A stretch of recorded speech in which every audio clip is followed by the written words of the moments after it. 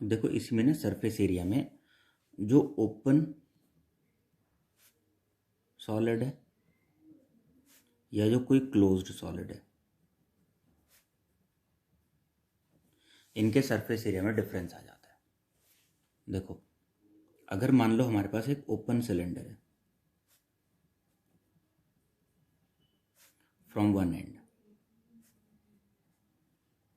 एक सिलेंडर एक एंड से ओपन है ऊपर की साइड से। अब हम इसे इसके सरफेस एरिया निकाला जाए या फिर एरिया ऑफ मेटल शीट निकाला जाए तो क्या है, curved surface area plus base area, एक ही बेस इंक्लूड होगा, है ना। लेकिन अगर यही क्लोज्ड हो जाता, क्लोज्ड सिलेंडर होता और उसका सरफेस एरिया निकाला जाता,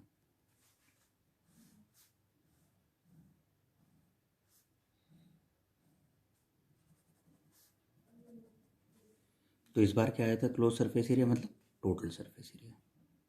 कैसे भाई, ये वाला बेस एरिया प्लस ये कर्व्ड सरफेस एरिया और प्लस ये वाला बेस एरिया,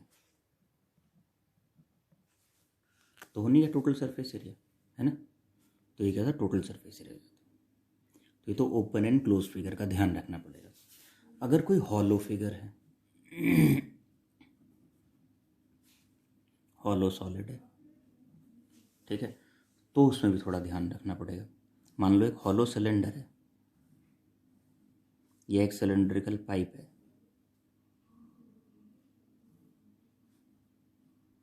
ये सिलेंड्रिकल पाइप है। अब इसमें हमसे कोई सरफेस एरिया पूछ ले तो इसमें सरफेस एरिया, अगर इस पाइप का टोटल सरफेस एरिया पूछा है, ठीक है, तो यहाँ क्या होगा, आउटर कर्व्ड सरफेस एरिया जो बाहर का आ गया plus inner curved surface area plus ये दो रिंग भी आएंगे, एक रिंग ऊपर होगा एक नीचे, plus 2 times of base rings area, जो बेस के जो रिंग है उनका एरिया। अब आउटर कर्व्ड सरफेस एरिया कैसे लिखा, 2πr/h, कैपिटल आर यूज होगा, हाइट तो सेम रहेगी। इनर के लिए स्मॉल आर यूज होगा, 2πr/h प्लस अभी जो बेस रिंग्स हैं, ये रिंग का एरिया कैसे निकलेगा, बड़े वाले सर्कल में से छोटे वाला सर्कल माइनस का। अगर मैं एक फेस बना लेता, मान लो ये फेस बना दिया मैंने, तो ये बड़ा सर्कल और ये छोटा सर्कल, तो रिंग तो यही बनेगा ना। तो बड़े वाले सर्कल के एरिया में से छोटे वाले का माइनस हो जाएगा, तो इस तरह से ये वाला एरिया ऐड होगा, ठीक है। नेक्स्ट आता है हमारे पास area of sheet used, area of metal sheet used.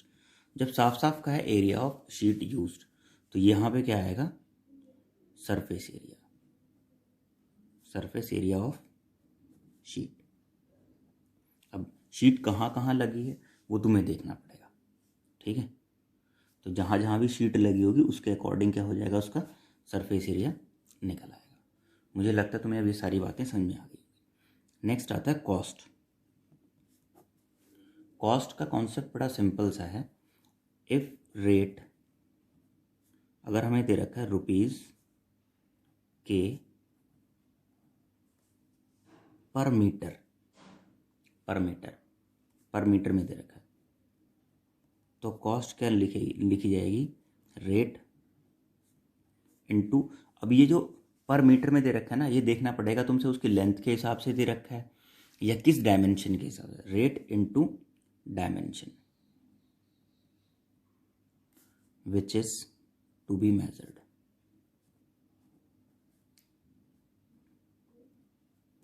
ये कौन सी डायमेंशन मेजर होनी है उसके हिसाब से है।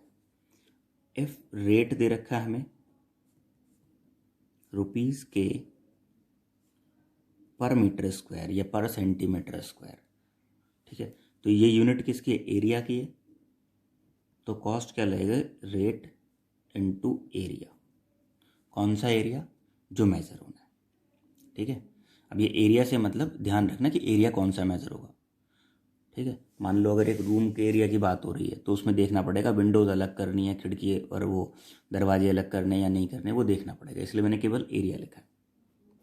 अगर रेट में दे रखा है रुपीज़ के पर मीटर क्यूब की वॉल्यूम की यूनिट है ना, तो इसमें कॉस्ट हो जाएगा रेट इनटू वॉल्यूम। अब ये वॉल्यूम कौन सी है, ये वो वॉल्यूम है जो मेज़र करनी है। अब वो देखा जाएगा कौन सी वॉल्यूम मेज़र करनी है, वो क्वेश्चन के अकॉर्डिंग चलेगा। ठीक है, तो ये हमारे कॉस्ट वाले 3 कॉन्सेप्ट हो गए। तो अब मुझे लगता है तो मैं ना ये थोड़ा सा बेसिक समझ में आ गया। लेकिन ये जो पढ़ाया ना, ये थ्योरेटिकल पढ़ाया है। थ्योरेटिकल में ना बात क्लियर नहीं होती, जब तक तुम क्वेश्चन करके नहीं देखोगे ना, क्वेश्चन में वो बात नहीं यूज़ होगी तब तक क्लियर नहीं होगी। ये तो कुछ बच्चों को कल डाउट चल रहे थे, बच्चे कह रहे थे कि अपने इसमें ऐसा होगा तो क्या होगा। मेरे को लगा चलो पहले एक बार को इनकी क्यूरियोसिटी ख़त्म कर दो, ठीक है। तो इसलिए मैंने ये सारे के सारे कॉन्सेप्ट एक साथ बता दिए। मज़ा आएगा इस चैप्टर में।